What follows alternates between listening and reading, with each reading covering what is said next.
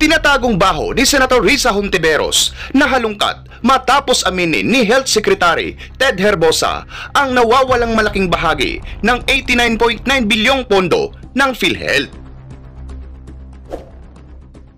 Matapang na inamin ni Health Secretary Ted Herbosa ang missing na 89.9 bilyong pondo ng PhilHealth na ibinalik sa National Treasury noong 2024.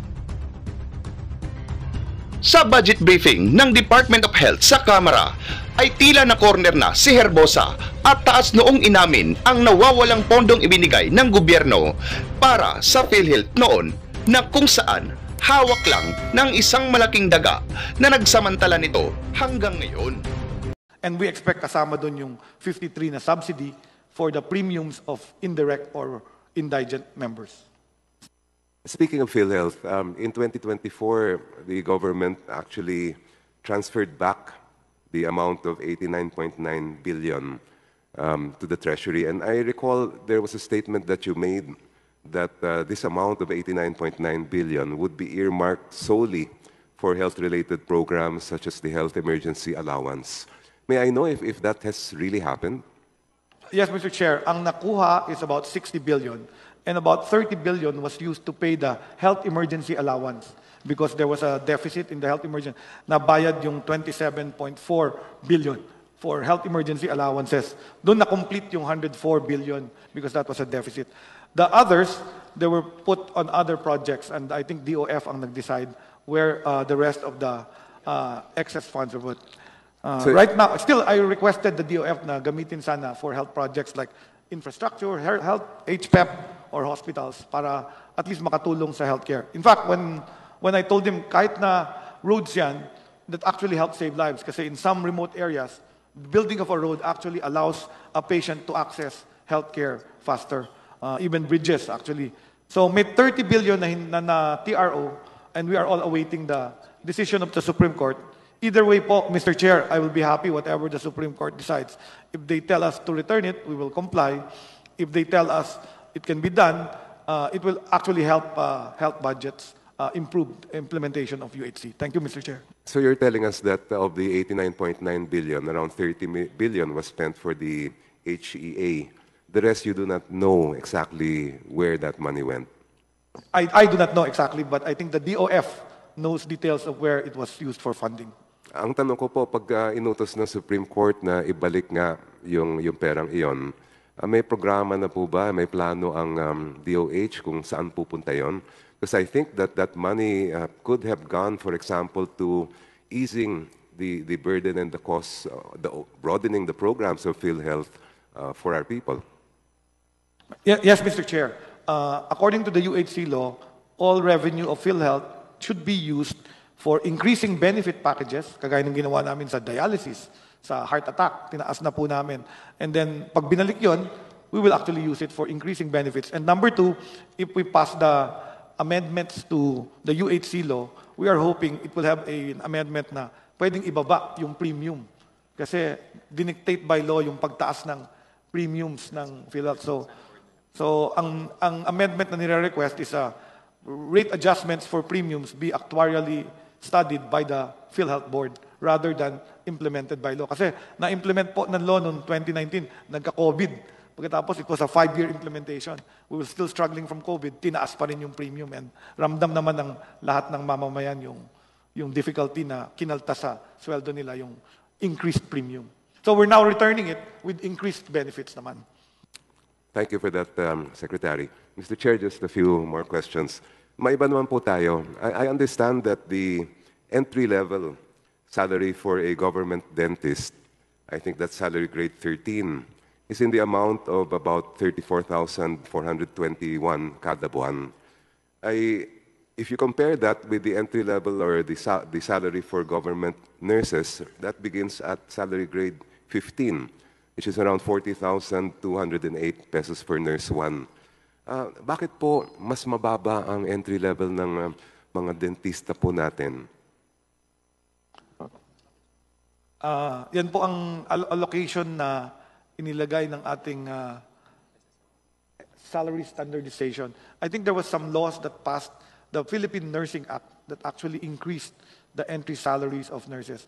Actually po, if you compare the nurses' salary with the other allied health, kahit na medtech or radtech, malaki yung difference. Also, nawala po yung items namin ng dentists in the reorganization in 1992. So ang may government dentist na lang ay I think some of our hospitals, but our public health dentists nawala po yung items. So most of them are in private sector. So ang may dental service, ang military. The military is a plantilla, but the DOH plantilla was actually lost. So we have a proposal to revive the dental program of the Department of Health because of this situation. And we do hope that the DBM will allocate us more budget. But this salary grade, I only discover now. So I guess that has to be corrected as well after, you are right, the dental profession is longer in years to attain compared to a nursing. So we will work on this. In fact, I have assigned an undersecretary on the dental program. She's also a dentist to fix all these problems with dentistry. Well, I am happy to hear that because I understand that the figures now are we only have one public dentist for every 48,130 Filipinos. At palagay ko, napakalaki rin problema yan. Kailangan matugunan natin po yan. In relation to that, you earlier mentioned it's not just the dentists but other allied health professionals who have not exactly fair salary grade levels. Ano po ang proposal ninyo para ma-address natin yung problema? So pinag-usapan na rin namin ito sa national government, Mr. Chair. We're talking about this in the national government and trying to fix. Kasi nag-abroad yung ating medtech, radtech, pharmacists are all going abroad because of this lower salary. So initially, nurse, tututukan din natin ang pagtaas sa ating allied health professionals. Thank you, Mr. Chair. Thank you, Secretary, and no more questions, Mr. Chair. Maraming salamat po, Honorable Jokno. Next, may we call on the Chair of the Committee on Health, Chairman Gato. You have the floor. Please proceed. Thank you very much, Mr. Chair, distinguished colleagues, and Secretary Herbosa and the DOH family. Magandang umaga po sa atin lahat. My first question is about the non-inclusion of medicines outside the national formulary in the PhilHealth benefit and in the MAIP benefit. In other words, itong mga gamot na ito, and I'm talking specifically or particularly about our cancer patients, na most of the anti-cancer patients, anti-cancer medicines are not in the national formulary.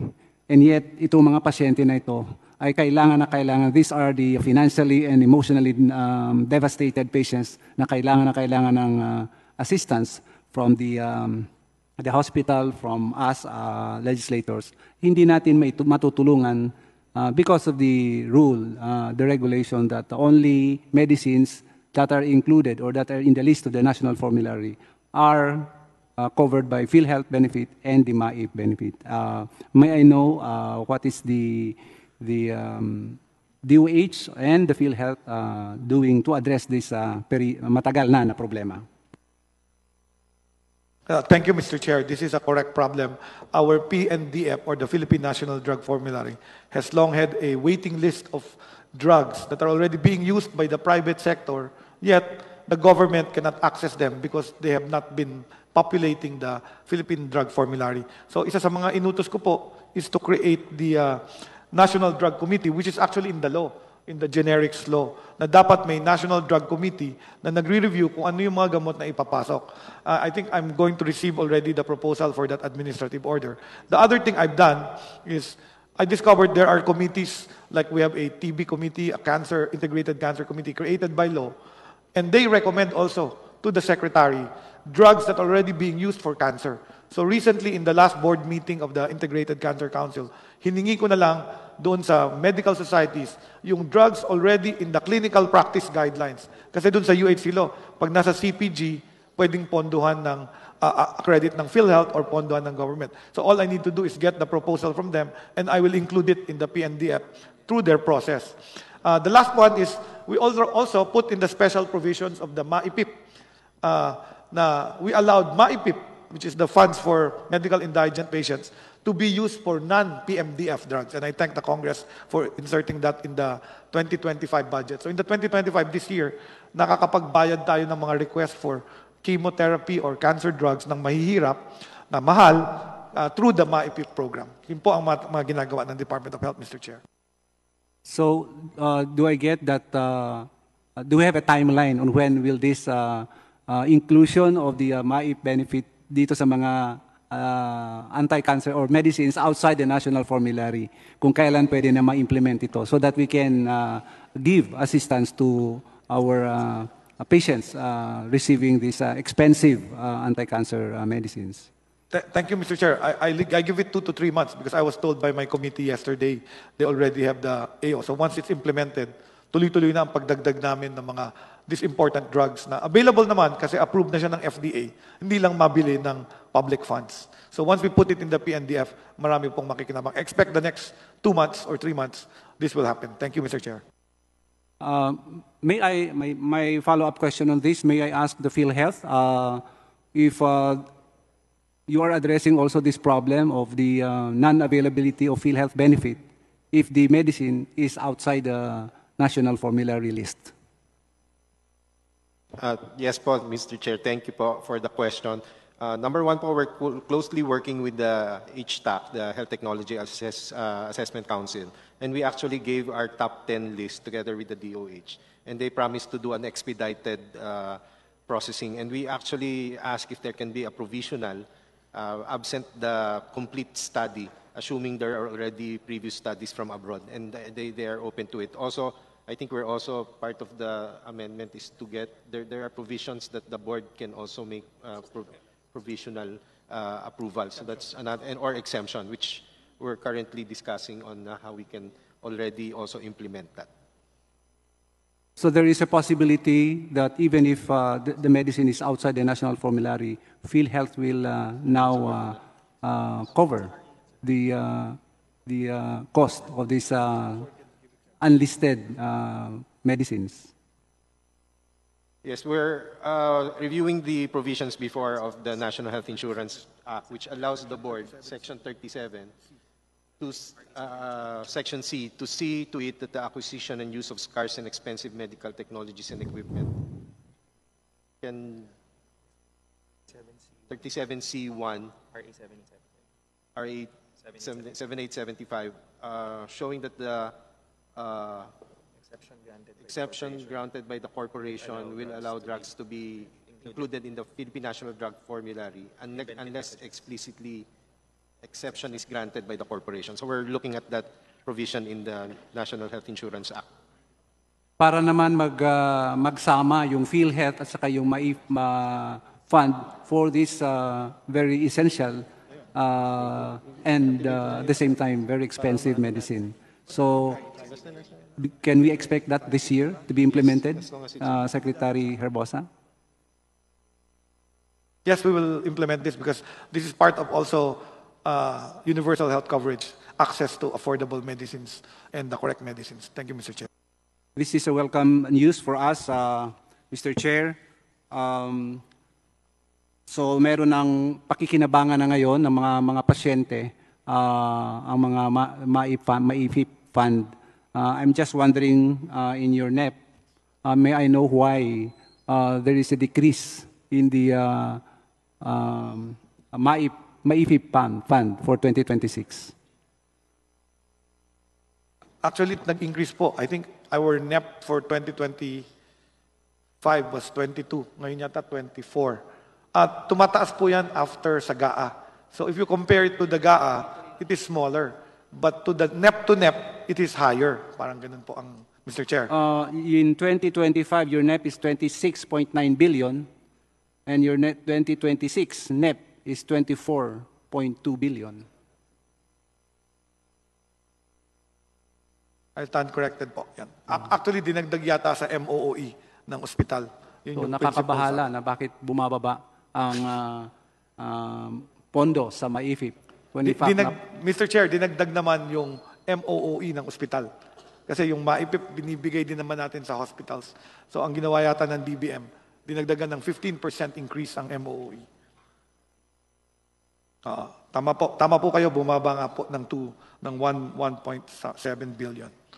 Tama po kayo. And in this connection, I would like also to ask why your NEP for HFEP and the fund for your prevention and control of non-communicable diseases ay bumaba rin. Ang nakalagay po sa aking information, the decrease in HPEP is due to the consolidation of capital outlay funds into DOH hospitals and DATRCs. So some of the, dati po, lahat ng infrastructure and equipment nilalagay sa HPEP. This year, you will see some of the hospitals and the drug abuse and treatment rehab centers may capital outlay. Dati zero lahat sila nasa HPEP. So pag tinotal nyo po yan, meron pa rin capital outlay ang ating mga ospital. Maraming salamat po, Mr. Chair. And lastly, I'd like to deliver the brief manifestation. Mr. Chair, my dear colleagues, sabi po nila, walang kinikilala ang sakit. They say disease does not discriminate, that it strikes both the rich and the poor. Pero alam po natin lahat na sa realidad, hindi ito nangyayari. The reality is we continue to face the persistent and painful gaps in our healthcare system, where many of our poorest kababayans suffer and die without ever seeing a doctor. This is part of the deep systemic challenge that the Department of Health continues to confront under enormous pressure, while striving to respond to the ever-evolving health needs of more than 100 Filipinos. We recognize the commitment of the Department of Health in strengthening the primary health care and public health system, expanding access to essential medicines and life-saving services, the full implementation of the Universal Healthcare Law, and the investment in local health infrastructure and health workforce. As chairman of the Committee on Health, I stand today to express our firm support for the proposed budget of the Department of Health. Maraming salamat.